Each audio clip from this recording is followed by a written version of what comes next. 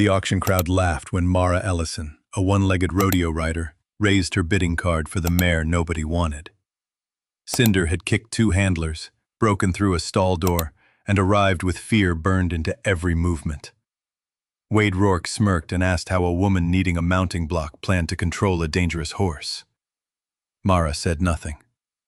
Beside her, Scout, a German shepherd with one bent ear, lay outside the pen. For the first time, Cinder stopped fighting.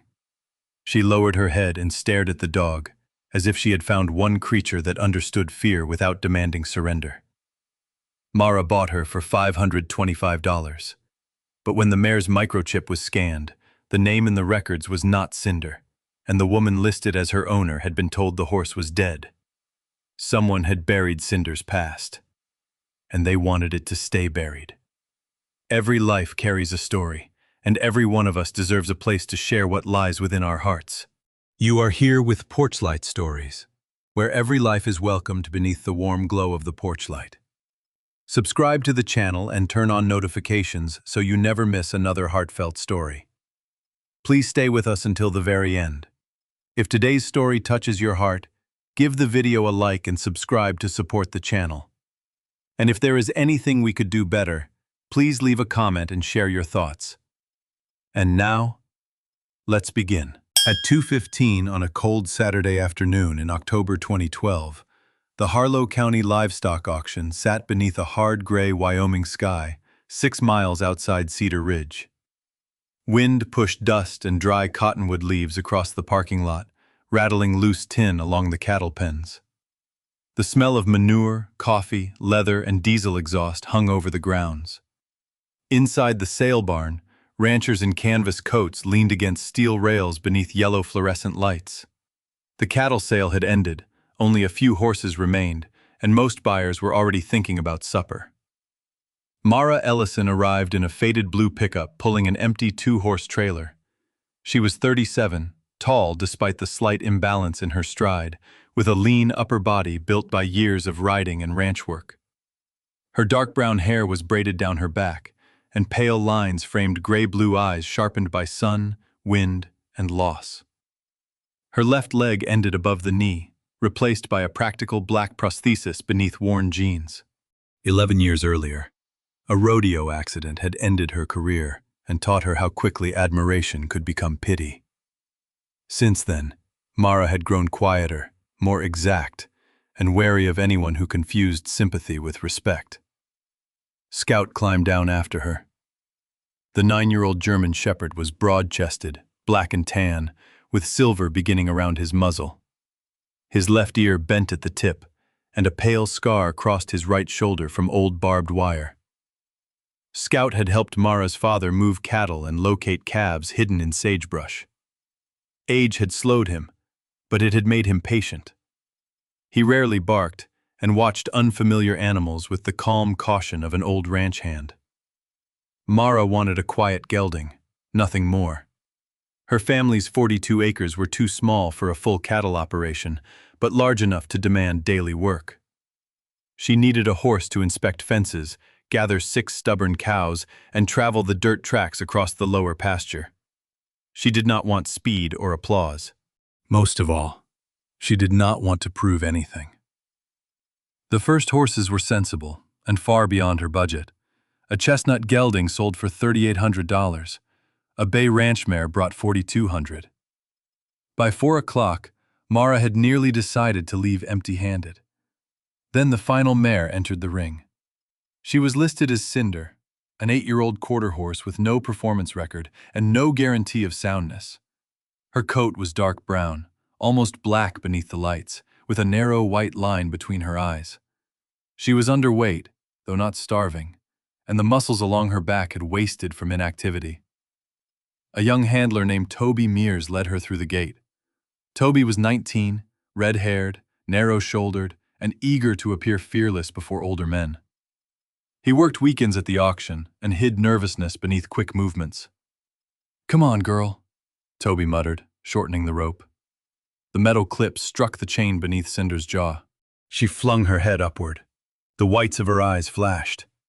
She backed toward the wall and kicked when Toby moved near her left shoulder. The hoof missed him, but the crowd answered with amused whistles. Auctioneer Calvin Harlow watched from the booth. He was 52, thick-set, square-bearded, and blessed with the cheerful voice of a man who could make any unwanted animal sound promising. "Plenty of spirit," he called. "Experienced home only. Who'll start me at 1,000? Nobody moved. Mara studied the mare. Cinder was not charging anyone. She was trying to escape. When Toby loosened the rope, she stopped kicking. When he pulled her head toward him, her body tightened. She reacted sharply to movements on her left, but only trembled when he crossed to her right. A gate latch slammed, and she crouched as if expecting pain. Mara unfolded her bidding card. Across the aisle, Wade Rourke turned. At 59, Wade remained broad through the chest, with silver hair beneath a cream Stetson and a severe, weathered face known throughout regional horse circles. He owned Rourke Performance Horses, the county's largest training facility. His confidence had been earned through years of success, but it had hardened into certainty. Wade trusted discipline, reputation, and methods that had worked for him before. He had little patience for animals, or people, who required accommodation. "You're not taking that mare home," he said. Calvin dropped the opening bid to 500. A livestock dealer near the exit offered 400, likely hoping to resell the mare cheaply. Mara raised her card at 450. Wade leaned forward. "That horse could put a sound rider in the hospital." His gaze fell briefly toward her prosthetic leg. "Someone who needs a mounting block should know when a horse is beyond her." The room quieted. A few people looked away, while others waited for Mara to become angry or embarrassed. She gave them neither. She watched Cinder's mouth, the tension in her neck, and the way she leaned away from the rope. The mare's fear had a pattern. The dealer offered 500. Mara raised her card again. 525, Calvin called. "Do I hear 550? The dealer shook his head. "Sold for $525, the gavel struck. In the holding pens, Toby tied Cinder to a steel rail. The mare pressed her hindquarters into a corner and breathed rapidly. Scout stopped 10 feet from the fence. Without being told, he turned his head aside and lay down with his body angled away from her. Scout was not performing a miracle. Years around frightened livestock had taught him that staring created pressure and stillness reduced it. Cinder noticed. Her ears shifted toward him. She stopped pulling against the rope. After a minute, she lowered her head and slowly stretched her nose toward the dog through the rails. Mara crouched beside Scout, but remained outside the mare's space. "There you are," she whispered. Cinder was not healed or safe. Yet for one moment she was no longer fighting everyone around her. Loading took almost 40 minutes. Mara removed the chain beneath Cinder's jaw, opened the trailer fully, and allowed the mare to inspect the ramp. Twice Cinder backed away. Mara did not strike her or pull harder. Scout waited nearby without blocking her path. On the third attempt, Cinder stepped inside. As Mara reached for the trailer door, an elderly barn worker approached. Amos Bell was 71, a narrow-faced widower with watery brown eyes and fingers bent by arthritis. He had spent most of his life around livestock auctions and spoke with the caution of a man who knew that certain truths became dangerous when said aloud.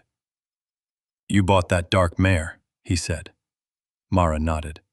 Amos glanced toward the main building, where Wade stood speaking with Calvin.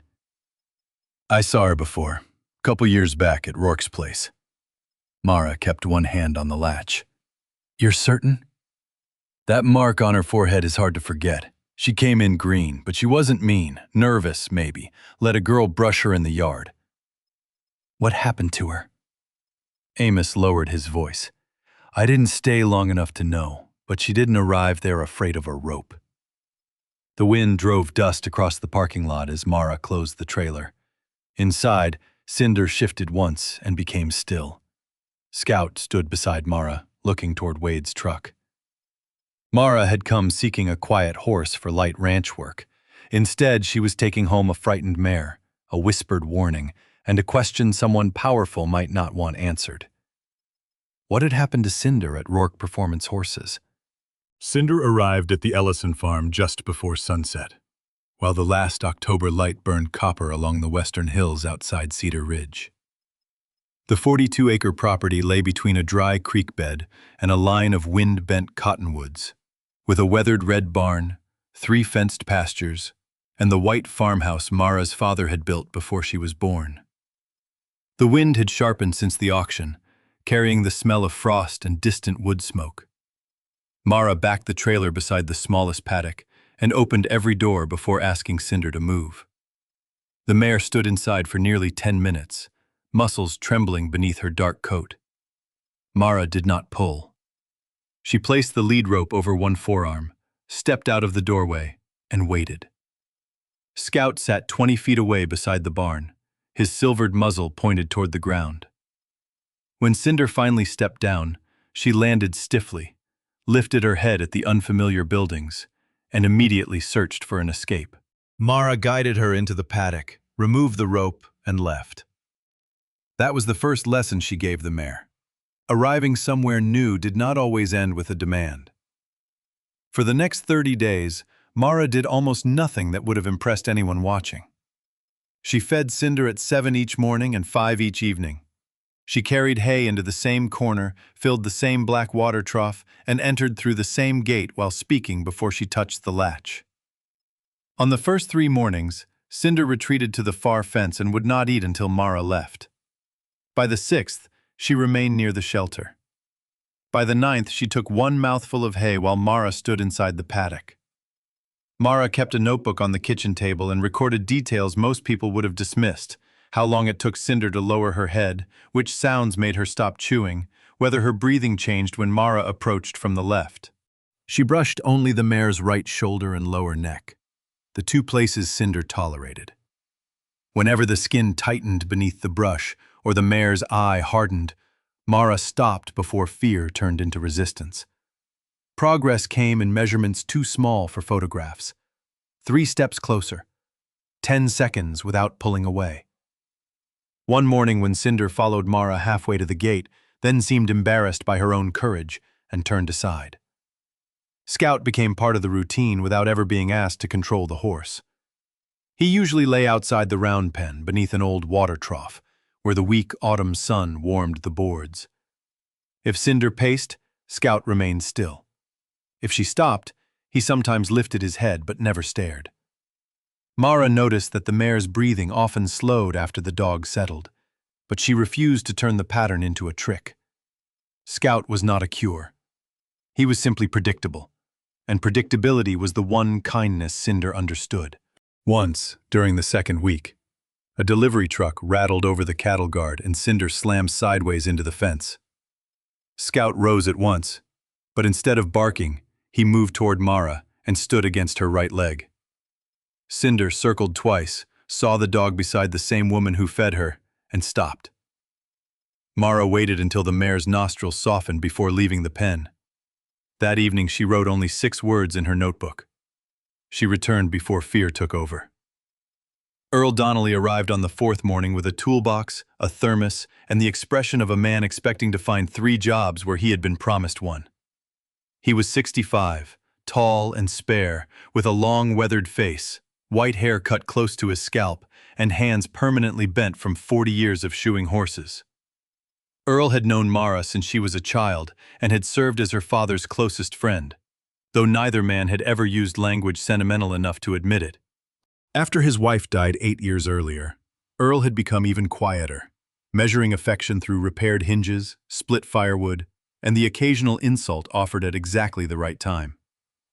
He watched Mara struggle with the paddock's old chain latch, then removed it without asking. By noon he had installed a broad lever she could operate with one hand, reinforced 2 loose fence posts, and started building a mounting block from thick pine. "I'm not riding her," Mara said. "Not yet," Earl replied. "Wood keeps." His voice was dry, but his eyes moved toward Cinder with concern. He also examined the farm accounts spread across Mara's kitchen table. Property tax, winter hay, insurance, fuel, veterinary costs. The numbers formed a harder kind of fence. Mara had enough savings for approximately 6 months if nothing broke and no animal became seriously ill. Earl reminded her that the roof above the north stall would not survive another heavy snow. "If this mare can't work by spring," he said, "you'll need income from somewhere else." Mara already knew. She still owned her father's leather tools and could repair saddles, bridles, and harnesses for local ranchers. But that work would take time away from Cinder. The other option was selling the lower 12 acres, the field where her father had taught her to ride. Earl did not tell her what to choose. He only turned the account book around so she could no longer avoid reading it.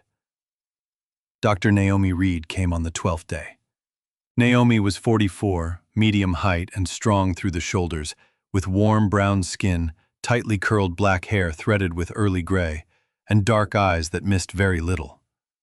She wore practical green coveralls beneath a heavy jacket and spoke to animals in the same calm, direct tone she used with people. Years earlier, Naomi had lost a promising young horse after its owner hid symptoms to avoid a veterinary bill. Since then, she had become almost severe about evidence, consent, and honest limitations. She did not romanticize rescues. "Compassion without a plan," she often said, "is just another way to make an animal pay for human feelings." She watched Mara lead Cinder into the small pen, noting the mare's shortened stride, guarded neck, and tendency to keep people on her right side. The examination took nearly 2 hours, because Naomi stopped whenever Cinder's tension climbed. She found old scarring at both corners of the mouth, more pronounced on the left, and a tender band behind the ears where a bridle or training device might once have created repeated pressure.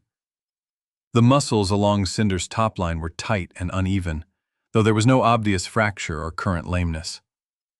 When Naomi gently lifted the upper lip, Cinder recoiled so violently that Mara released the lead rope rather than force her to remain. "No single mark proves abuse," Naomi said after the mare settled. "A harsh bit can scar the mouth. A poorly fitted bridle can damage the pole. Inexperienced hands can create fear without intending cruelty." She paused, looking toward the mare. "But these things together tell me somebody kept applying pressure after she stopped understanding what was being asked." Naomi scanned the microchip beneath Cinder's skin almost as an afterthought. The handheld reader beeped, and a 15-digit number appeared. Mara stood beside her while Naomi entered it into a national equine registry on her tablet. For several seconds, nothing happened. Then an old record loaded beneath a name neither woman expected. Midnight Grace. The registered animal was an 8-year-old quarter-horse mare, dark seal brown, narrow blaze, foaled in Montana. The markings matched. The previous owner was Evelyn Porter of Livingston, Montana, a retired schoolteacher. Naomi found an archived faculty page from a local high school, showing Evelyn as a small woman in her late 60s, with short silver hair, round glasses, and the open, patient smile of someone accustomed to frighten children. Beside her photograph was a sentence from former students describing her as gentle but stubborn when she believed someone had been treated unfairly. Naomi called the listed number while Mara stood at the barn door. A woman answered after 4 rings. Her voice was soft, older, and careful. "Mrs. Porter, my name is Dr. Naomi Reed. I'm a veterinarian in Wyoming. I'm calling about a quarter horse registered as Midnight Grace." Silence followed, not confusion. Silence shaped by recognition. Naomi explained the chip number, the mare's markings, and the Harlow County auction. The wind lifted loose hay across the aisle. Mara could hear Evelyn breathing through the phone. "That cannot be Grace," Evelyn finally said. Naomi looked at Mara. "Why not?" The woman's next words came slowly, as if each one had to cross a distance longer than the miles between Montana and Wyoming. "Because I was told Grace died after a training accident nearly 2 years ago." Cinder stood at the paddock fence, watching Mara through the final light of evening.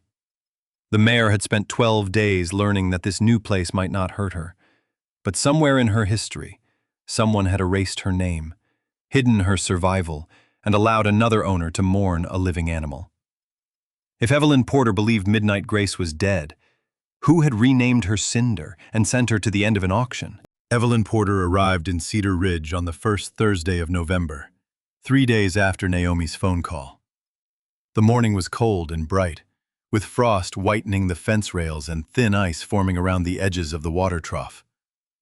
A pale sun hung above the eastern hills, offering light without warmth. Mara saw the silver station wagon turn into the driveway shortly after 9, moving slowly over the rutted lane, as though its driver feared arriving too suddenly. Evelyn was 68, small and delicately built, with short silver hair curled neatly around her ears and round glasses that made her blue eyes appear larger than they were. She wore a navy wool coat, sensible brown shoes, and a lavender scarf tied carefully at her throat. Her movements were slower than those of a healthy woman her age, but not uncertain. 3 years of cancer treatment had left her thinner and more easily tired, yet it had also stripped away whatever patience she once possessed for dishonesty. She carried a leather document case against her chest, as though it contained something alive. When Mara opened the farmhouse door, Evelyn did not offer polite conversation. "Where is she?" she asked. Mara led her to the small paddock behind the barn. Cinder stood near the shelter, with Scout resting outside the fence. The mare lifted her head when Evelyn approached. For several seconds, neither woman spoke. Evelyn raised one hand toward her mouth, and the document case slipped against her hip. "Grace," she whispered. Cinder's ears turned forward. She did not run to Evelyn, or perform the kind of recognition people expected in stories. Nearly 3 years had passed, much of them shaped by fear. But she remained still and watched the older woman with an attention she had not given most strangers. Evelyn stopped 6 feet from the fence. "She used to have a white star no larger than a thumbnail," she said. "It stretched as she grew. My husband said it looked like somebody had drawn a path down her face." Cinder took one cautious step closer. Evelyn began to cry without sound, tears slipping beneath her glasses while she kept both hands at her sides so she would not frighten the mare. Mara stood back. Some reunions did not need touching to be real.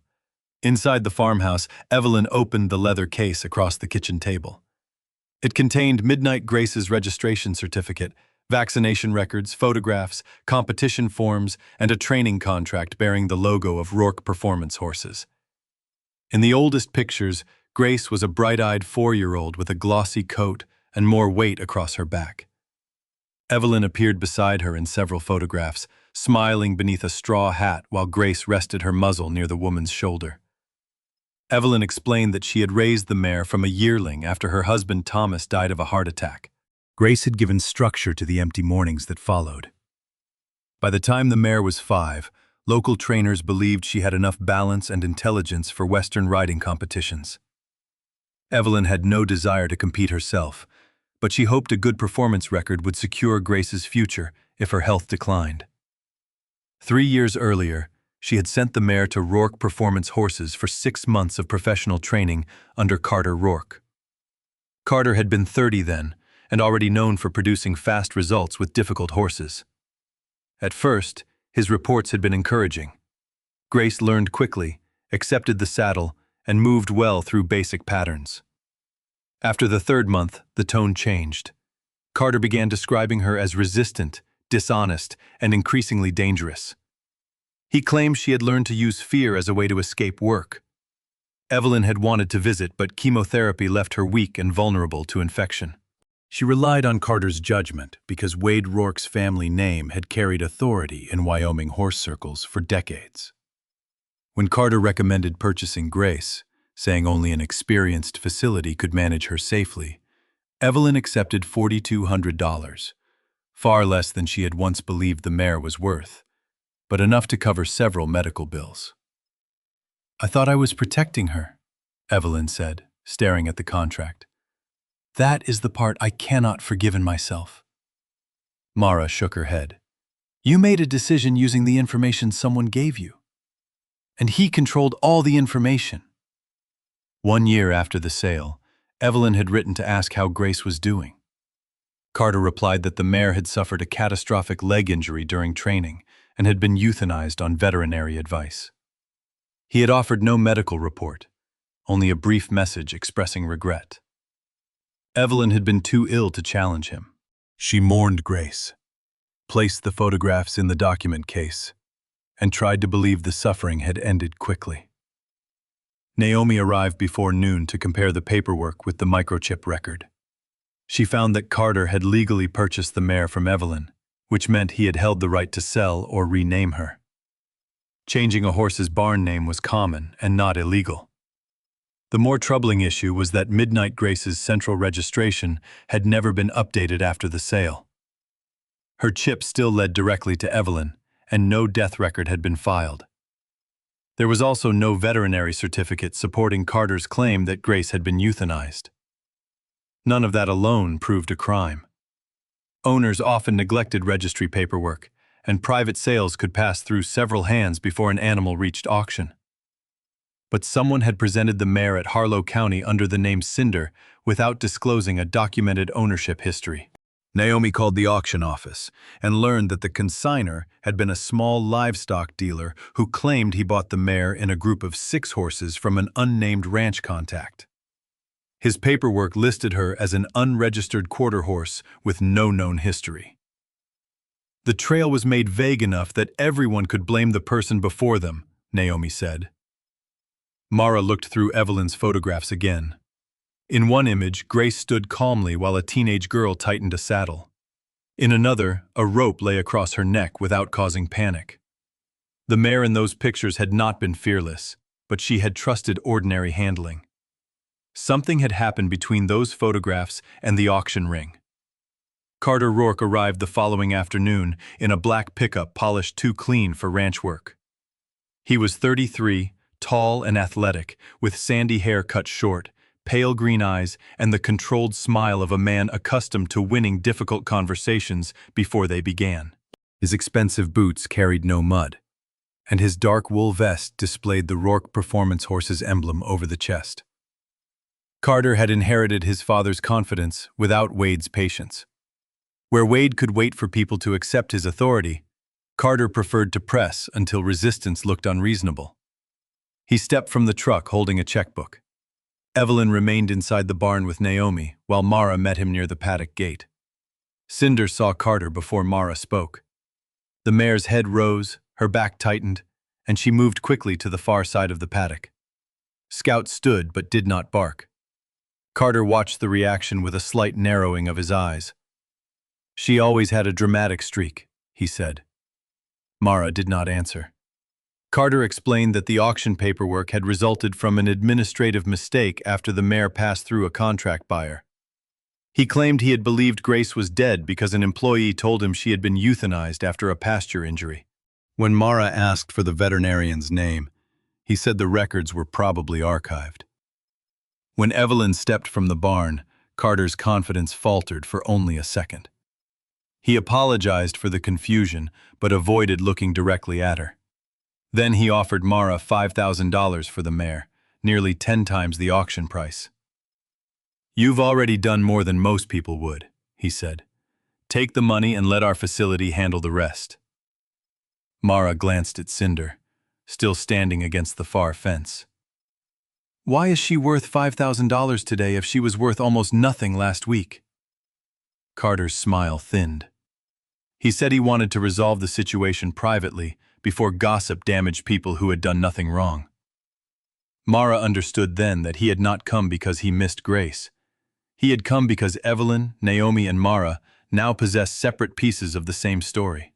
If they began comparing those pieces with the experiences of other former clients, the missing mare might become only the first question. Mara refused the offer. She did not accuse him of abuse or fraud. Instead, she requested copies of every veterinary invoice, training log, ownership transfer, and sales record connected to Grace. Carter closed his checkbook. "Be careful," he said quietly. "A frightened horse can ruin a small farm faster than you think." He drove away without saying goodbye to Evelyn. 4 days later, Mara was working with Cinder in the round pen when a folded saddle blanket slipped from the fence. It landed behind the mare with a soft thump. Cinder spun, pulled the lead rope from Mara's hand, and ran several circles around the pen. Mara did not chase her. She moved toward the center, lowered her shoulders, and waited. Scout remained outside the fence. Within 2 minutes, Cinder slowed. Within 5, she returned to face Mara and allowed the rope to be lifted from the ground. Mara considered the session a success because the mare had recovered without being cornered. That evening, however, Earl found a video posted on a local community page. It showed only the moment Cinder broke away and ran, ending before she calmed herself. The caption warned that a disabled former rodeo rider was keeping a dangerous horse near neighboring livestock and families. The angle suggested the recording had been made from the county road beyond the cottonwoods. By morning, the video had been shared dozens of times. Some comments defended Mara. Others asked whether a woman with one leg could control an unstable animal during an emergency. The wording wounded more than she expected, not because it was cruel, but because it returned her to the years when every decision had been judged against what her body had lost. At 10:30, Mara received a call from Denise Harper, the representative who managed the farm's liability policy. Denise was a practical woman in her early 50s with a clipped voice and a reputation for delivering bad news without decorating it. She explained that the company had received the video and 2 anonymous complaints. They were not canceling the policy immediately, but Cinder would need to undergo an independent behavioral assessment before the next renewal. Until then, Mara could not allow visitors to handle or ride the mare. If the assessment found Cinder unmanageable, the company might exclude the horse from coverage or raise the premium beyond what Mara could afford. Mara looked through the kitchen window at Cinder standing beside the fence while Scout slept in the weak November sunlight. She was legally free to keep the mare even without insurance. But without liability coverage, she could not safely accept saddle repair customers, board animals, or protect the farm from a single accident. 6 months of savings had already begun shrinking. Someone had failed to bury Grace's past at the auction. Now they might not need to take the mare back at all. They only had to make keeping her too expensive. And if Cinder failed the independent assessment, how much of Mara's family land would disappear with her? The independent assessment took place at 9 o'clock on the last Tuesday of November, nearly 2 months after Mara had brought Cinder home from the Harlow County auction. A light snow had fallen overnight, leaving the pastures outside Cedar Ridge covered in a thin white crust that cracked beneath boots and hooves. The sky was clear but bitterly cold, and smoke rose straight from the farmhouse chimney because there was almost no wind. Mara had cleared the round pen before sunrise, checked every gate twice, and spread fresh sand across the places where the ground had frozen unevenly. She told herself she was preparing the property, not preparing to defend her right to keep the mare, though the unopened letter from the insurance company remained on the kitchen table like a second deadline. Rebecca Sloan arrived in a mud-splashed white truck pulling no trailer and carrying only a clipboard, a canvas equipment bag, and a small video camera used to document formal assessments. She was 48, tall and square-shouldered, with short auburn hair streaked heavily with gray, and a pale scar running from the corner of her jaw toward her left ear. 20 years earlier, Rebecca had been injured when a frightened young horse overturned inside a poorly designed trailer. The accident had broken her collarbone and left her with lasting stiffness in one hand. But its greater effect had been on her philosophy. She no longer believed that obedience proved safety. She believed safety depended on whether an animal could communicate discomfort before fear became violence, and whether the handler noticed early enough to respond. Rebecca had spent the last 15 years retraining neglected, mishandled, and poorly started horses. Insurance companies trusted her because she did not excuse dangerous behavior out of affection, while rescue organizations respected her because she did not call every frightened animal vicious. She greeted Mara without mentioning the viral video or the prosthetic leg. Instead, she looked across the fence at Cinder and asked, "What does she do when she reaches the edge of what she can tolerate?" Mara answered honestly, She raises her head, holds her breath, and shifts her weight away. If the pressure continues, she pulls backward. If she feels trapped, she may kick. Rebecca wrote that down. Good. You know the warning signs. Today I'm interested in whether she gives those warnings consistently, whether you recognize them, and whether she can recover after something goes wrong. I am not here to make her look impressive. Earl stood near the barn with Scout, while Naomi prepared to perform the handling portion of the examination. Over the previous 6 weeks, Mara had worked with Cinder almost every day, but the sessions remained deliberately short. She had taught the mare to walk beside her without tightening the lead rope, stop from a spoken cue, turn through the shoulders, and allow her front feet to be lifted. The hind feet still required patience. Cinder could tolerate a soft rope passing along her neck and back, but if it rose above her ears, the muscles beneath her jaw hardened immediately. Mara had also introduced the mounting block in stages.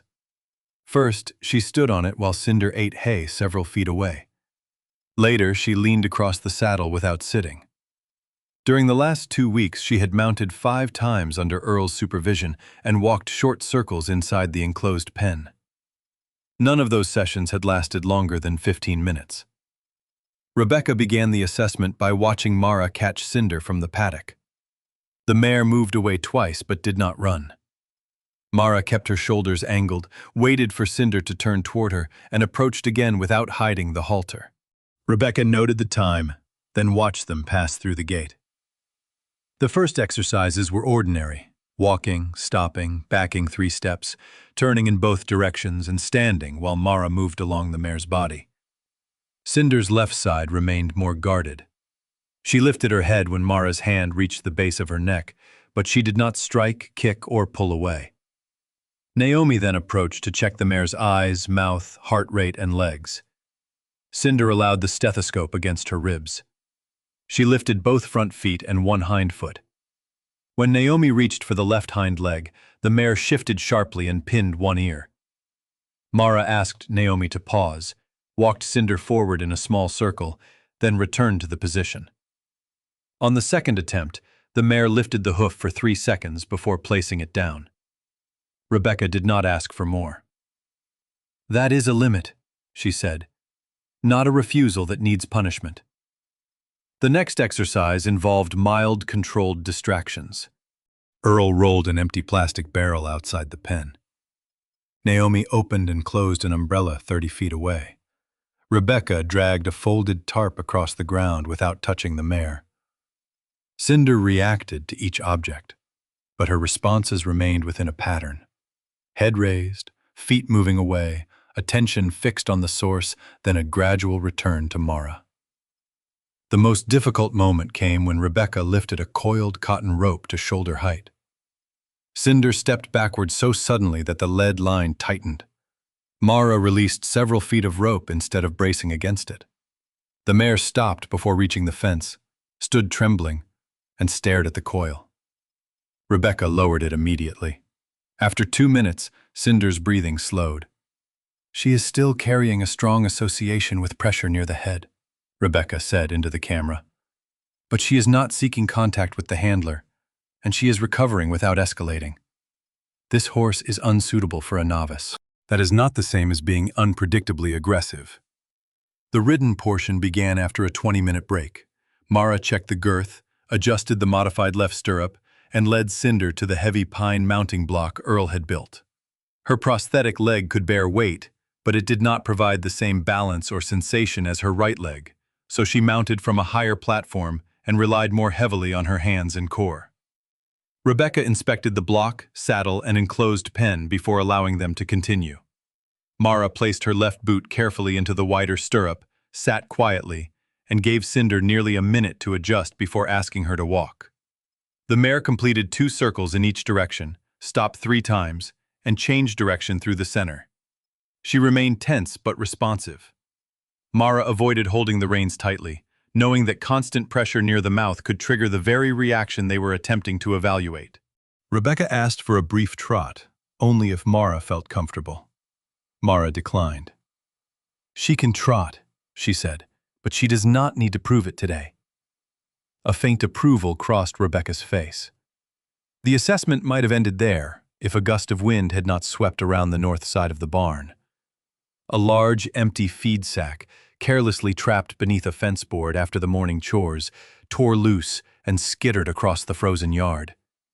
It struck the outside of the pen with a sharp crack, then flew along the rails like a pale animal. Cinder spun to the right. Mara shortened one rein, attempting a controlled one-rein stop, but the sudden turn shifted her weight beyond the balance point of her prosthetic side. Her left boot slid from the widened stirrup. For an instant, she tried to recover, then chose to release the reins rather than drag against Cinder's mouth as she fell. She landed on her right hip and shoulder in the sand. Earl moved toward the gate, but Rebecca raised one hand and told him to wait unless Mara failed to respond. Cinder ran 3 fast circles around the pen, head high and tail lifted. Scout stood outside the rail, alert but silent. When the mare passed him the 4th time, he took 2 slow steps toward the fence and stopped. Cinder shortened her stride. On the next circle, she dropped into a trot. Then she stopped near Scout, turned her head, and looked across the pen at Mara. She did not approach immediately. Mara remained on the ground long enough to check her hip and make sure the prosthetic socket had not twisted. "I'm all right," she called, though the pain already felt deep and hot. She sat up slowly. Cinder watched. Mara spoke the same quiet words she used every morning before opening the paddock gate. The mare took 1 step, paused, then crossed half the pen and stopped beyond arm's reach. Rebecca entered only after Mara nodded. Together, they removed the saddle and led Cinder back to the shelter. Naomi examined Mara and found no sign of fracture, though a large bruise was already forming along the hip. Rebecca spent nearly an hour completing the report at the kitchen table. She replayed the video twice, paying close attention to Cinder's direction of movement, the position of Mara's hands, and the mare's behavior after the fall. Her conclusion was neither victory nor condemnation. Cinder had shown significant fear responses, especially towards sudden overhead movement and objects near her head. She required an experienced handler, consistent routines, and continued desensitization without force. However, she had not attempted to strike Mara after the fall, had avoided running over her, and had recovered from panic without being trapped or physically restrained. Rebecca classified the mare as manageable under controlled conditions, not appropriate for inexperienced riders, children, public trail use, or unsupervised riding outside an enclosed area. She recommended that Mara continue mounted work only with Earl or another qualified person present until Cinder demonstrated more reliable recovery. 3 days later, Denise Harper called to confirm that the insurance company would extend the farm's liability policy for 90 days while Mara followed the recommendations. The extension was temporary, but it allowed Mara to keep accepting leather repairs and postponed the immediate threat of selling land. That evening, Mara sat at the kitchen table with an ice pack against her hip while Scout slept beneath the chair. Cinder stood outside beneath the paddock shelter, occasionally lifting her head toward the glow from the farmhouse window. Shortly after 8, an email arrived from Evelyn Porter. The message contained only 1 sentence and an attached photograph. "I found this in an old box of training updates Carter sent before he said Grace became dangerous." Mara opened the image. It showed Carter inside the Rourke training barn beside a younger, healthier Midnight Grace. A rope device ran through the mare's halter and over the top of her head, holding her neck in an unnaturally fixed position. Carter's hand rested on the line. The date printed in the corner was 3 weeks before his first report describing Grace as uncontrollable. During his visit to Mara's farm, Carter had claimed he had never used any form of head restraint on her. Mara enlarged the photograph until the rope, Carter's face, and Grace's rigid posture filled the screen. The evidence did not yet explain everything that had happened, but for the first time, Carter's own records contradicted his story. The question was no longer whether Mara believed Cinder had been pushed too far. The question was whether Wade Rourke would continue protecting his son after seeing proof with his own eyes. Wade Rourke came to the Ellison farm 2 mornings after Evelyn sent the photograph. The last week of November had settled over Cedar Ridge with low clouds, frozen mud, and a wind that carried the metallic promise of snow. Mara was spreading fresh bedding in Cinder's shelter when Wade's dark green truck stopped beside the barn. He stepped out alone, wearing a brown shearling coat over pressed jeans and the same cream Stetson he had worn at the auction. At 59, Wade remained physically imposing, broad across the shoulders and upright despite years in the saddle. Yet that morning he seemed older. The skin around his eyes looked loose from lack of sleep, and his usual confidence had narrowed into the guarded expression of a man who had spent several nights rehearsing explanations that no longer sounded convincing. Scout rose from beneath the barn awning, but did not bark. Cinder moved toward the far side of the paddock when she heard the truck door close. Wade noticed. "Evelyn called me," he said. Mara rested the pitchfork against the wall. "Then you know why you're here." Wade asked to see the photograph. Mara showed it to him on her phone. Carter beside a younger Midnight Grace, the rope device forcing the mare's head into a fixed position. Wade studied it longer than necessary. He did not claim it was fake. Instead, he said the equipment had once been common among performance trainers, who believed a horse needed to learn where to carry its head. "Common doesn't mean harmless," Mara replied. Wade's jaw tightened. "It also doesn't prove Carter tortured her." Mara agreed. One photograph could not explain every scar, every missing record, or every fearful reaction. But the issue was larger than the rope itself. "Grace was already frightened," she said. "Instead of reducing pressure, Carter increased it. Then when she fought to escape, he called her dishonest. He turned pain into disobedience, because disobedience protected his reputation better than admitting the method was failing."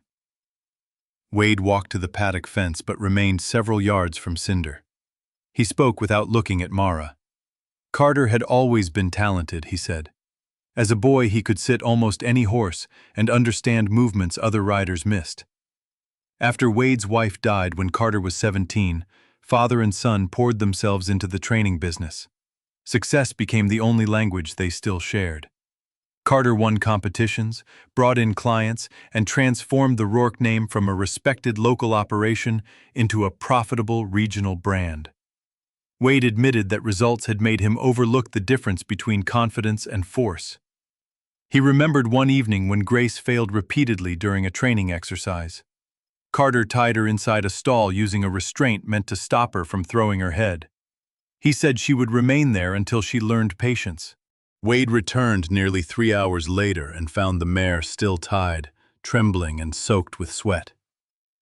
"I told him to release her," Wade said. "I told him he was pushing too hard." "And then?" Mara asked. Wade looked down at his gloves. "Then I went home." He had not removed Carter from the mare's training. He had not called Evelyn. He had not documented the incident or asked a veterinarian to examine Grace. Carter promised to change his approach, and Wade accepted the promise because challenging him publicly might have cost the facility clients. "I didn't put the rope on her," Wade said. "No," Mara answered, "but you saw she couldn't get away, and you left her with the person holding it." Wade's face hardened as if she had struck him. Mara did not soften the truth. Silence was not the same act as cruelty, but to the animal trapped inside it, the difference had offered little protection. Wade left without promising to testify or provide records. At the truck, he paused as though he might turn back. Instead, he climbed inside and drove away through the frozen ruts. During those difficult weeks, 11-year-old Ellie Brooks became a quiet fixture at the Ellison farm. Ellie lived less than a mile away with her father on a struggling cattle property separated from Mara's land by an old irrigation ditch. She was a narrow, pale child with long auburn hair usually hidden beneath a knitted green cap, gray eyes that seemed older than the rest of her face, and a habit of folding her arms tightly whenever adults asked how she felt.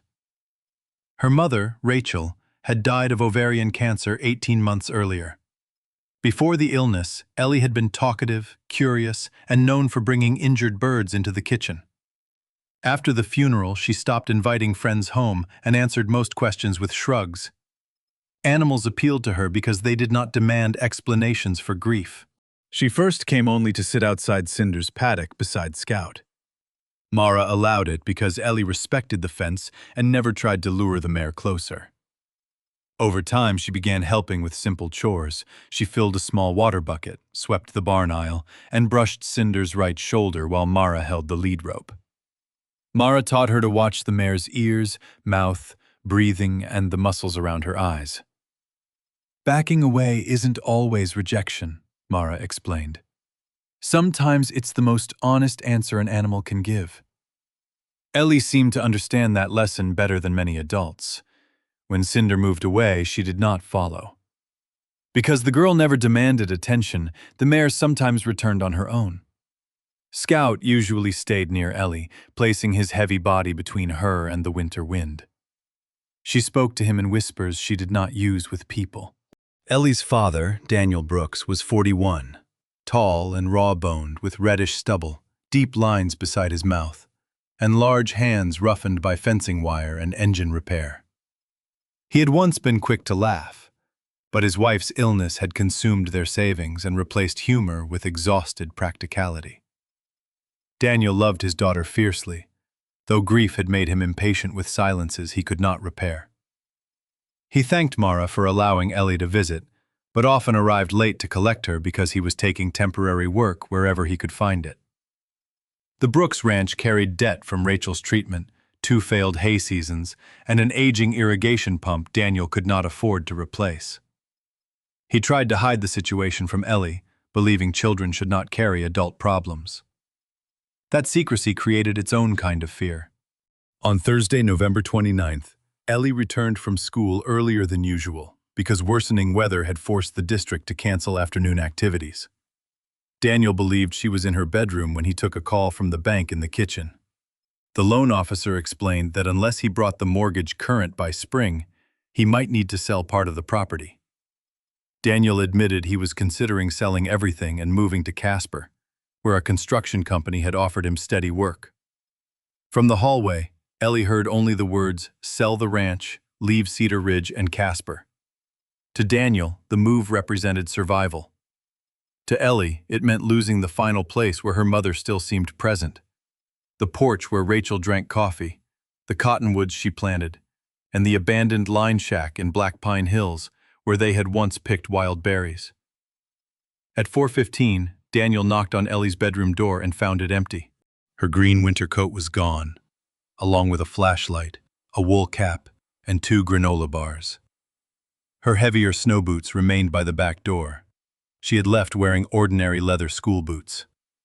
At first, Daniel searched the barns and nearby fields, calling until his voice became hoarse. Then he found a note on her pillow containing only 6 words. "I need to see it again." Snow had begun falling in small, dry grains, and the temperature was already dropping below 20 degrees. Daniel called the Harlow County Sheriff's Office at 4:43. The search command was established at the Brooks Ranch before darkness fully settled.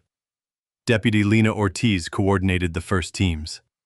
Lena was 39, short and compact, with black hair braided beneath a brown uniform cap and a direct manner sharpened by 12 years of rural search calls. She had once spent an entire winter night looking for an elderly rancher who wandered from his home during early dementia. Since then, she treated cold-weather disappearances as emergencies from the first hour. Volunteer firefighters searched the roads and outbuildings. 2 local riders prepared to inspect cattle trails inaccessible to trucks. Daniel gave Lena a recent school photograph and tried to answer questions while fighting panic. When Mara arrived with Earl and Scout, Daniel held out Ellie's blue wool sweater with shaking hands. Scout knew the girl's scent from her visits, but Mara warned everyone that he was not a certified tracking dog. Wind, snow, livestock, and vehicle traffic could break the trail. Lena accepted his help as one resource among many, not as their entire plan. She divided the area into sectors, ordered volunteers to remain in pairs, and told Mara she could accompany the mounted team only if Earl stayed with her, and both followed the assigned route. Mara agreed. Scout sniffed Ellie's sweater, circled the yard, and first followed the driveway toward the county road. After 50 yards, he stopped where several tire tracks crossed, lifted his nose, and turned back. He moved behind the barn, passed through an open cattle gate, and picked up a line across the frozen pasture. The trail led west, away from Cedar Ridge and toward the darkening rise of Black Pine Hills. Mara and Earl mounted Cinder and Jasper only after Lena confirmed the direction matched a set of small boot prints found near the irrigation ditch. Snow thickened, filling the tracks almost as quickly as they found them. Scout lost the scent twice and worked in widening circles until he recovered it near patches of sagebrush. He was not running with supernatural certainty. He was an aging ranch dog following a familiar child through difficult conditions, stopping often, breathing hard, and relying on Mara to notice when he needed time. Near the western fence, they found the wrapper from one of Ellie's granola bars pressed into the snow. Beyond it, the ground climbed toward Black Pine Hills. Earl looked at the fading light and asked what could possibly draw a grieving child 5 miles into rough country before a storm. Daniel, riding behind a deputy on a borrowed horse, stared toward the ridge and suddenly remembered the sentence in Ellie's note. Years earlier, Rachel Brooks had taken Ellie to an abandoned sheepherder's cabin hidden beyond those hills. It was one of the last places mother and daughter had visited before the cancer made Rachel too weak to ride. Scout crossed the fence line, lowered his head, and pulled toward the trail leading to the old cabin. Snow gathered across his back as the hills swallowed the final strip of daylight. Had Ellie gone there to say goodbye to her mother? Or had the storm already reached her first? The trail into Black Pine Hills narrowed beneath snow-laden pines, rising steadily away from the open ranch country west of Cedar Ridge. By 6 o'clock, darkness had swallowed the last gray light, and the temperature had fallen into the low teens. Mara rode Cinder near the front of the mounted search group, while Earl followed on Jasper, his 20-year-old sorrel gelding. Jasper was thick-bodied, rough-coated, and slow enough to irritate younger riders, but years of checking cattle in winter had made him dependable on bad ground. His right ear bore a small notch from an old fence accident, and he treated steep trails with the solemn caution of an animal that had survived by never hurrying where the earth could betray him. This was the longest distance Cinder had traveled since arriving at the Ellison farm. Mara had spent weeks riding her in enclosed fields and along short stretches of pasture road, but the mare had never carried her this far into unfamiliar country. Mara kept the reins loose whenever possible and avoided asking for speed. Cinder's steps were tight at first, her ears moving between the wind, the horses behind her, and Scout working ahead. Yet she continued forward, guided less by bravery than by the steady repetition of Mara's voice and the familiar sight of the old German shepherd returning again and again to the trail. Scout moved with his nose low whenever the snow preserved Ellie's scent, then lifted his head when the wind scattered it. He was not following a perfect invisible line. At several cattle crossings, the smell of manure, hay, leather, and other animals overwhelmed the weaker trace left by a frightened child. Twice he circled through the brush and returned to Mara without finding the next direction. Each time she dismounted beside a rock or fallen log, checked the fading boot prints with her flashlight, and allowed Scout time to work rather than urging him forward. His age showed in the stiffness of his hind legs and the white vapor pouring from his mouth. But when Mara offered water from a collapsible bowl, he drank only briefly before turning back toward the hills. Earl watched him and said, "He knows she's out here.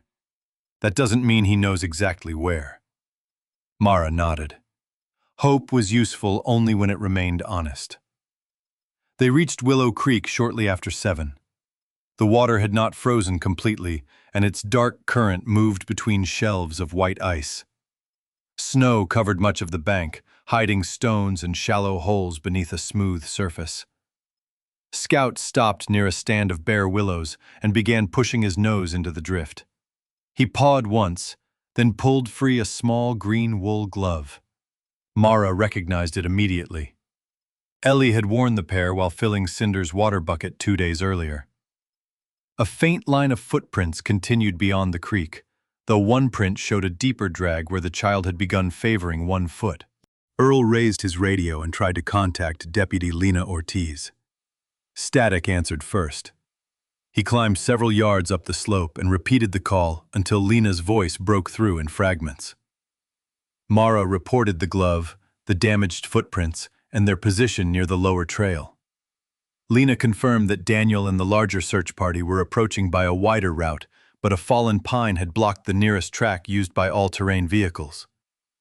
2 mounted emergency medical technicians were being redirected from the southern ridge.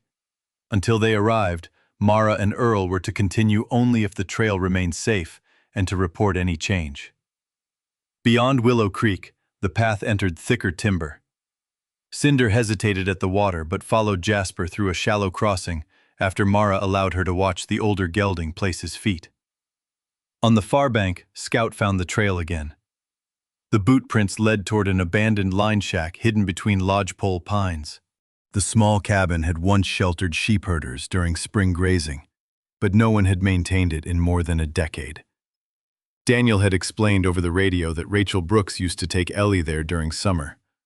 Wild raspberries grew along the southern wall, and from the ridge behind the cabin, mother and daughter had watched elk move through the valley. For Ellie, the shack was not simply an old building. It was a place from the time before hospital rooms, unpaid bills, and adults speaking softly behind closed doors. The roof appeared first beneath the snow, sagging between the trees. One corner had collapsed under the weight of a fallen branch, but the front section remained standing. Scout abandoned the trail and ran ahead, barking for the first time since the search began. The sound was deep and urgent, echoing between the trunks. Mara called Ellie's name. A weak answer came from inside. Earl reached the door first. It had swollen in its frame from moisture, and he forced it open with his shoulder. Ellie sat on the floor beside an old stone hearth, wrapped in a dusty piece of canvas she had pulled from a broken cot. Her flashlight lay beside her, already dim. Snow had blown through gaps in the roof and collected along one wall. She was conscious, but her face was pale. Her lips had lost much of their color, and her body shook in violent waves. Her left boot was wet, and the ankle beneath it had swollen after she slipped on the stone step outside. Scout went directly to her, pressed his body against her side, and whined as she buried one hand in the thick fur around his neck. "I knew he'd come," Ellie whispered. Mara lowered herself carefully beside her. "He had help." Ellie tried to smile but began crying instead. She said she had wanted to visit the place one more time before Daniel sold the ranch. She believed that if she left something belonging to her mother inside the shack, part of Rachel would remain in Cedar Ridge even after they moved. From her coat pocket, she produced a faded red hair ribbon. Mara did not tell her that grief could not be stored safely in abandoned buildings. There would be time for lessons after they survived the night. Mara opened the compact rescue pack Lena had required each mounted team to carry. She wrapped Ellie in a reflective thermal blanket, added 2 chemical warming packs near her torso without placing them directly against the skin, and replaced the wet sock with a dry one from Earl's emergency kit. They did not aggressively heat her hands or injured foot. Ellie could speak clearly, knew her name and location, and did not show obvious signs of a head or spinal injury. But her shivering and clumsy movements suggested significant cold exposure. Earl radioed their condition from the doorway, where the signal was strongest. Lena instructed them to keep Ellie awake, limit movement of the ankle, and wait for the medical team unless the structure became unsafe. The next 40 minutes felt longer than the entire ride. Wind pushed against the damaged roof, sending dust and snow through the rafters. Earl found a length of old timber and braced the weakest section of the doorway, though he warned Mara that it would not support a major collapse. Cinder and Jasper waited outside beneath the trees, tied loosely enough to move if frightened. Cinder called once when wind shook the cabin wall. Mara stepped outside briefly and spoke to her until the mare stopped pulling at the lead. Then she returned to Ellie, who was beginning to ask repeatedly when her father would arrive.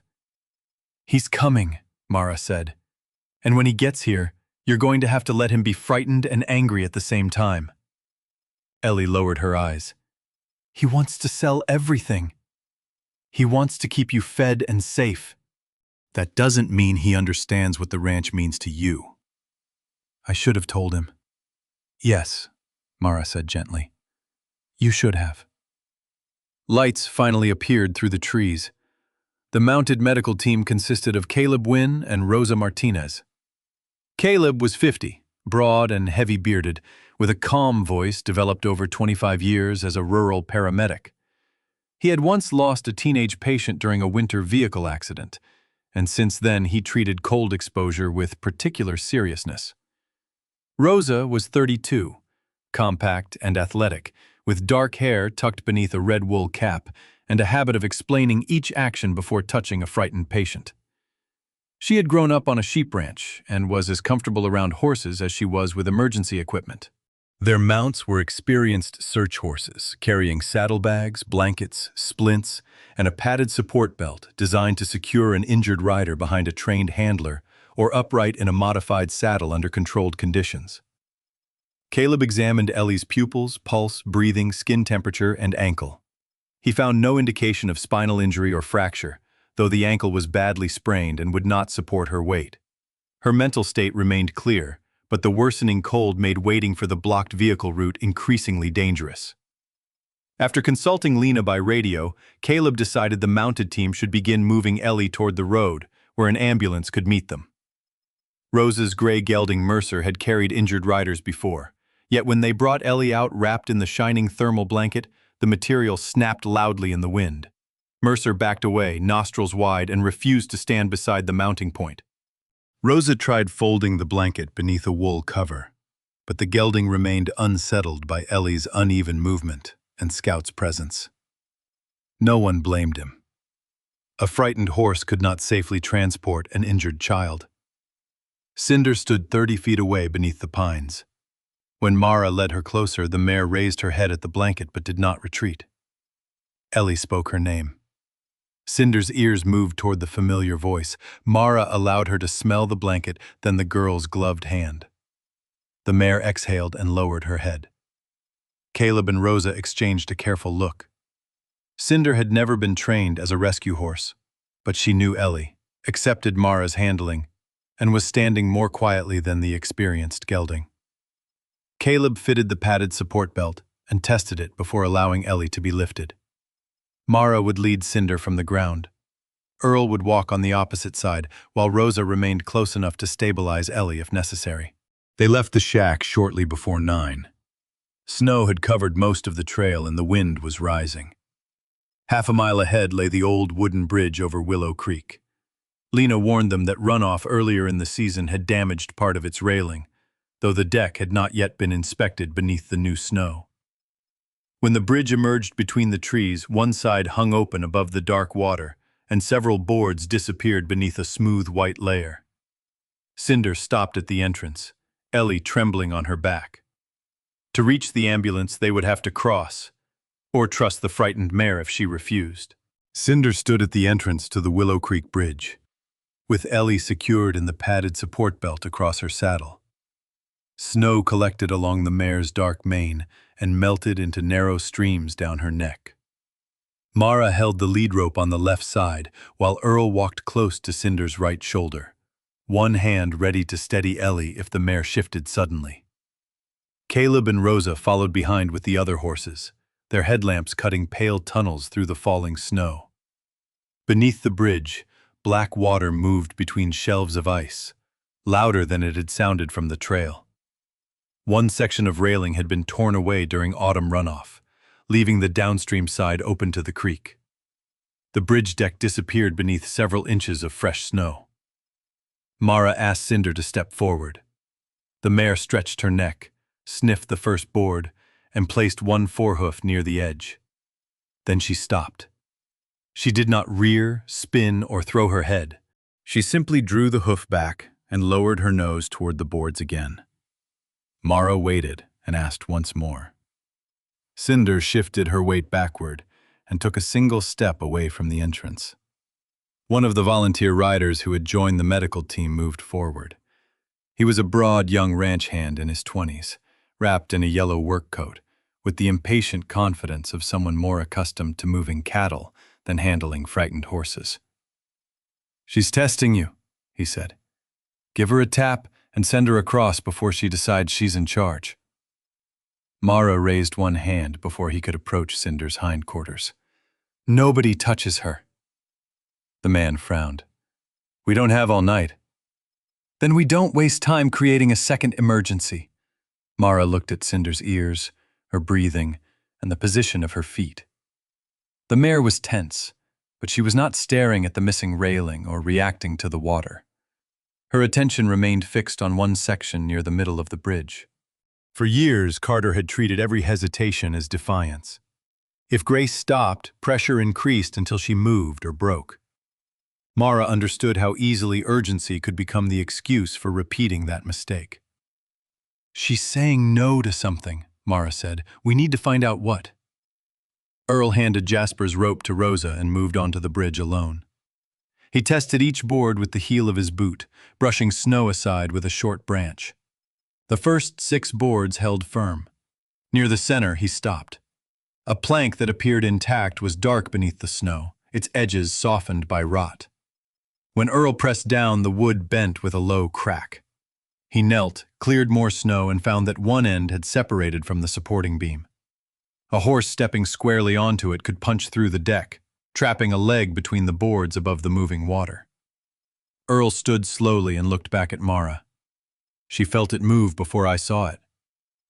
No one called Cinder stubborn after that. The young volunteer lowered his eyes and stepped away. Mara rubbed the mare's neck once, not as a reward for disobedience, but as recognition that she had communicated clearly and finally been heard. Caleb contacted Deputy Lena Ortiz by radio. The signal broke apart in the wind, but they managed to report that the bridge was unsafe. Lena directed them toward an old livestock crossing roughly half a mile upstream. The route would add time and require them to descend a steeper bank, but local riders had used the ford earlier that autumn. Rosa warned that the water would be painfully cold and the footing uncertain. Ellie's shivering had lessened beneath the blankets, which worried Caleb more than the violent shaking had. She remained awake and answered questions correctly, but they could not stay exposed much longer. The group turned back from the bridge. Mara led Cinder carefully, keeping the pace slow enough that Ellie would not sway in the saddle. Scout traveled close beside the mare rather than ranging ahead. His coat was heavy with snow, and fatigue showed in the stiffness of his stride. Yet he continued to glance up at Ellie whenever she spoke. The livestock crossing appeared as a wide break in the willows, where the creek spread across a bed of rounded stones. The current was shallower than beneath the bridge, though dark water still moved quickly around patches of ice. Rosa crossed first on Mercer without carrying a passenger. She kept the gelding angled slightly upstream and allowed him to choose his footing. At the deepest point, the water reached just below his knees. He slipped once on a submerged rock but recovered. Rosa crossed back on foot along the bank and described the safest line. Jasper went next, with Earl leading him, proving the route was manageable for a calm horse. Caleb remained beside Ellie, while Mara prepared Cinder.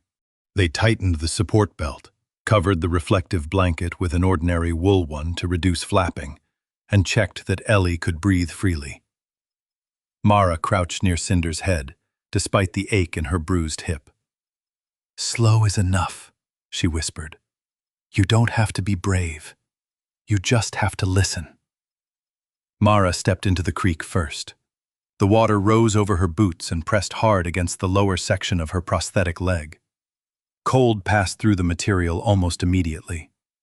Cinder hesitated when the current touched her hooves, then followed. Earl walked on the mare's right side, one hand resting lightly against Ellie's lower leg without pulling on the saddle. Rosa moved slightly ahead, showing the line. Cinder placed each foot carefully before shifting her weight. She did not rush when water splashed against her belly. Halfway across, Ellie leaned slightly left as the mare stepped over a larger stone. Mara corrected the movement with the support strap, while Earl steadied the saddle from the other side. Scout crossed downstream where the water was lower, swimming only 2 short strokes before reaching the next gravel bar. The most dangerous moment came at the far bank. Snow had covered a thin layer of mud above the waterline. Cinder placed her left hind hoof on the slope, pushed upward, and slipped. Her hindquarters dropped several inches before she caught herself with the opposite leg. Ellie cried out but remained secured. Mara immediately stopped the mare rather than urging her forward. Cinder stood trembling, one hind leg held slightly beneath her body. Rosa cleared Snow from a firmer section of the bank, and the group redirected her 2 yards upstream. On the second attempt, Cinder climbed out slowly. Once on level ground, she could bear weight and continue walking, but her stride had shortened. Earl noticed it as quickly as Mara did. "She pulled something," he said quietly. There was no swelling yet, and stopping in the storm would have placed Ellie at greater risk. Caleb confirmed that Cinder could continue at a careful walk for the remaining distance to the road. Mara led her without asking for anything faster. Red emergency lights appeared through the trees shortly before 11.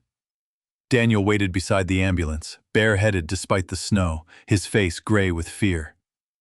When Ellie saw him, she began crying so hard she could not speak.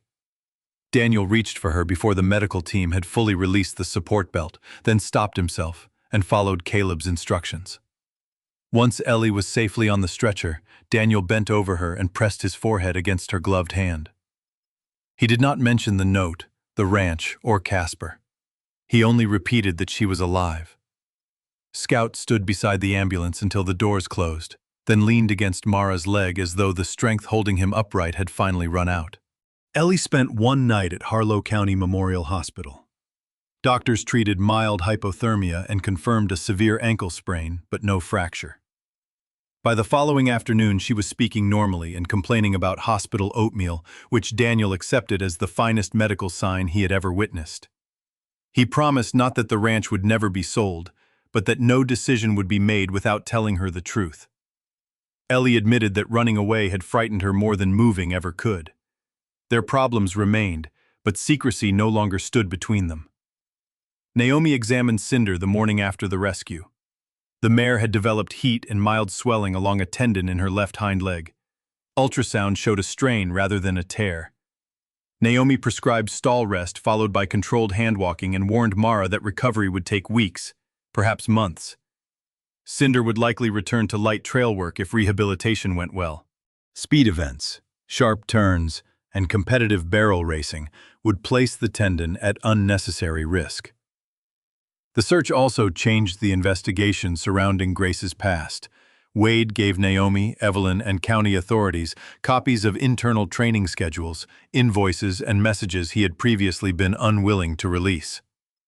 His written statement described the restraint incident and admitted that he had failed to remove Grace from Carter's care. Evelyn submitted her contract, photographs, and correspondence. Several former Rourke clients came forward after recognizing similarities in their horses' records. The evidence did not immediately establish a criminal cruelty case, but the State Livestock Board began reviewing the inaccurate sales documents, while Carter faced civil claims from owners who believed relevant medical or training information had been concealed. Carter signed a formal declaration stating that he held no ownership interest, lien, or claim over Cinder. Soon afterward, he left Rourke Performance Horses. Wade lost clients and several competition partnerships, but he publicly accepted responsibility for ignoring warning signs inside his own facility. He did not ask Mara to forgive him. Weeks later, Mara stood outside Cinder's stall while Naomi repeated the prognosis. The mare could have a useful, comfortable life. She could walk trails, perform groundwork, and perhaps carry experienced riders at a gentle pace. But the fast arena work Mara had once loved was no longer a responsible goal. Mara had told everyone she bought Cinder only for light ranch duties.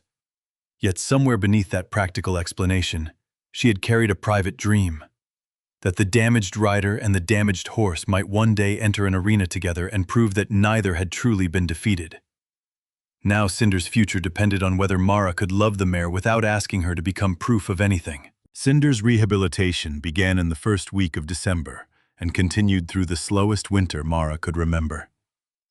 Snow gathered against the barn doors, the water trough froze almost every night, and the mare spent most of her days in a small recovery paddock, where she could move without gathering enough speed to worsen the strained tendon. Mara followed Naomi's instructions with the discipline she had once reserved for rodeo training. Cold therapy during the first weeks, careful checks for heat and swelling, then short periods of hand-walking that increased only when the leg remained stable. Yet beneath the practical routine, Mara carried a private image she had never admitted aloud. In that image, she and Cinder entered a crowded arena together. The announcer spoke Mara's name, the audience rose, and the woman with the prosthetic leg guided the horse once called Dangerous through a perfect run. It was not merely competition, she imagined. It was judgment reversed. Every person who had pitied Mara or dismissed Cinder would finally understand that neither of them had been defeated. The dream remained attractive because it disguised itself as courage. Naomi was the one who forced Mara to examine it honestly. During a January visit, she found Mara studying old barrel racing videos while Cinder stood quietly in the recovery stall. "A horse can recover from an injury," Naomi said, "and still have limits worth respecting." Mara closed the laptop. "I know." Naomi looked toward Cinder. "Knowing is not always the same as accepting." The words stayed with Mara. She had condemned Carter for demanding that Grace prove herself through obedience, speed, and endurance. If Mara pushed the mare back into an arena simply to redeem her own wounded pride, the method would be gentler, but the selfishness beneath it would not be entirely different. Cinder did not owe her a comeback. She did not owe the town a spectacle. She did not have to become proof that damaged creatures could still win. Staying alive, learning to trust, and living without fear were already victories. By early spring, Cinder could walk comfortably for 20 minutes on level ground. Mara worked with her from the ground, asking for simple turns, pauses, and stretches that rebuilt strength without strain. They traveled short distances along the lower pasture, with Scout walking nearby at his own aging pace. The German shepherd's muzzle had turned almost completely silver, and cold mornings made his hips stiff. But he still positioned himself near Mara whenever Cinder became uncertain. He did not solve the mare's fear. He merely reminded her that familiar things remained present. Cinder became especially calm around people who did not demand immediate success. Ellie continued arriving after school, usually carrying books in one hand and sliced carrots in the other. Her ankle had healed, though Daniel insisted she wear proper winter boots and carry a charged radio whenever she left their property. The terror of losing her had changed him. He stopped hiding every difficulty behind closed doors and began explaining the family's financial situation in language an 11-year-old could understand. Daniel eventually leased 20 acres of grazing land to a neighboring rancher and accepted a maintenance position at Cedar Ridge Middle School. The job paid less than construction work in Casper, but offered steady income, health insurance, and the ability to remain near home. He still might sell part of the ranch one day, but he and Ellie would face that decision together. Their conversations remained awkward at first. Ellie often spoke while brushing Cinder because looking directly at her father felt harder than talking beside an animal. Daniel learned not to interrupt when silence appeared. Gradually, they began remembering Rachel, without either of them leaving the room. The idea for Second Rain Ranch began modestly. Mara did not wake one morning and declare herself capable of healing strangers. She knew too well how dangerous good intentions could become without training.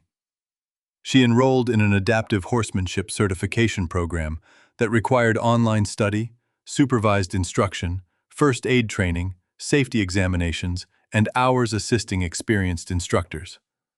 Her mentor was Dr. Helen Park, a 53-year-old licensed occupational therapist with straight black hair cut at her chin, a calm oval face, and a slight limp from a childhood car accident. Helen had worked with injured veterans and children with developmental disabilities for more than 20 years. She was warm without being sentimental and insisted that horses were partners in structured therapy, not magical creatures capable of curing grief. "A horse can create an opportunity," she told Mara. "The human still has to do the work." Under Helen's supervision, Mara upgraded the property slowly. Earl repaired the north barn roof, replaced rotten boards, and built wider gates that could be operated from horseback or by someone using crutches. The round pen received safer footing. A proper mounting ramp was constructed beside the heavy pine block Earl had made months earlier. Mara purchased additional liability insurance and established written limits for every horse used in the program. Cinder would never be assigned to an inexperienced rider without a leader and sidewalker. On difficult days, she would participate only in grooming or observation. Her right to say no remained part of the program's safety policy. The ranch accepted its first 4 participants the following autumn. Thomas Reed was a 46-year-old former Army mechanic who had lost his right leg below the knee in Afghanistan. He was broad, dark-skinned, and powerfully built, but moved with guarded stiffness because he distrusted his prosthesis on uneven ground. He disliked inspirational speeches and told Mara during their first meeting that he had come only because his sister threatened to keep calling until he agreed. 15-year-old Lucas Bell had survived a highway collision that left him with a damaged shoulder and months of physical therapy. He was thin, sandy-haired, quick-tempered, and ashamed that his body no longer obeyed him as easily as it had before the accident. The 2 youngest participants were 8-year-old twins Nora and June Alvarez, both of whom struggled with communication and became overwhelmed by loud instructions. Nora watched everything before acting, while June moved constantly until anxiety made her completely still. Mara and Helen never promised transformation. The first sessions involved carrying brushes, learning barn rules, identifying the direction of a horse's ears, and practicing how to approach without trapping the animal. Cinder participated from the ground. She stood while Thomas brushed her shoulder, stepped away when Lucas moved too quickly, and returned after he slowed his breathing. With the twins, she followed Mara through wide walking circles while the girls took turns holding a second loose rope. Scout rested beside the mounting ramp, opening one eye whenever someone dropped a brush. He intervened only when Mara called him, usually to demonstrate a simple wait or follow command. Most of the time, his greatest contribution was sleeping peacefully in a place where nervous people expected something dramatic to happen. Wade delivered a load of lumber during the barn renovation. He arrived without the polished truck or expensive vest that had once announced his status before he spoke. Rourke performance horses still operated, but on a smaller scale and under outside welfare inspections. Wade had changed its training contracts, installed cameras in common work areas, and required veterinary review when a horse displayed sudden behavioral changes. Those reforms did not erase what happened to Grace. Mara made that clear when he offered to pay for the entire renovation. "You can donate the wood," she said, "but you cannot turn it into forgiveness." Wade accepted the limit. He unloaded the boards with Earl, worked until sunset, and left without asking whether Mara thought better of him. Accountability, she realized, was not one grand apology. It was the less satisfying work of behaving differently after forgiveness was no longer guaranteed. 1 year after the first assessment, Second Rain Ranch had not become famous. It remained a small weekend program with 4 regular participants, 2 borrowed school horses, 1 recovering mare, an old dog, and more paperwork than Mara had imagined possible. Yet the changes were visible in ordinary moments. Thomas learned to mount from the ramp without apologizing for needing it. Lucas stopped calling every failed attempt useless. Nora spoke Cinder's name clearly for the first time while June waited quietly beside her. Ellie began helping Mara prepare equipment and told her father she might someday study veterinary medicine. Cinder never entered a barrel racing arena. Instead, she learned to walk slow circles while Mara led her and another trained adult stayed beside the rider. She also learned that when she lifted her head or moved away, the people around her would listen before applying more pressure. That trust was less dramatic than a championship run and infinitely harder to earn. On a warm afternoon the following September, Mara received a call from High Plains Equine Rescue. The coordinator described an older gelding seized from a neglected property. He was underweight, cautious, and unwilling to allow anyone near his hind legs. The rescue did not ask Mara to fix him. They asked whether she would evaluate his behavior, physical condition, and quality of life without making promises they could not keep. Mara stood beneath the maple tree beside the barn. Scout slept in its shade, his bent ear twitching at flies. Ellie was brushing Cinder while the mare rested one hind hoof and watched the girl with half-closed eyes. The scene held no applause, no trophies, and no proof offered to strangers. It held something better. Safety that had been built slowly enough to last. "Bring him here," Mara said into the phone. "We won't promise a miracle. We'll give him enough time to show us what he needs." A week later, a rescue trailer turned into the driveway. Mara opened the gate while Cinder watched from her paddock, and Scout rose carefully beneath the tree. The gate of Second Rain Ranch opened again. Not because every creature passing through it was guaranteed to be saved, but because no living being should be declared useless before someone had taken the time to listen. The greatest miracle in this story was not that Cinder became a perfect horse or that Mara returned to the life she once had. The miracle was that two wounded souls found one another at the exact moment they both needed to be seen. God does not always remove every scar. Sometimes He uses those scars to guide us toward the people and animals we were meant to help. Mara learned that true victory was not proving the world wrong. It was giving Cinder the patience, safety, and love she had been denied. Cinder taught Mara that a life does not lose its value simply because it can no longer follow the path others expected. The same lesson belongs in our daily lives. We should not judge people by their limitations, their past mistakes, or the pain they carry in silence. A kind word, a patient heart, or one honest act of compassion may become the miracle someone has been praying for. Share this story with someone who needs hope today. Tell us in the comments what Mara and Cinder taught you. Subscribe to the channel so we can continue sharing stories of courage, healing, faith, and the special bond between humans and animals. May God bless you, protect your family, comfort every wounded heart, and watch over every animal searching for a safe home. If you believe God can turn pain into purpose, comment Amen.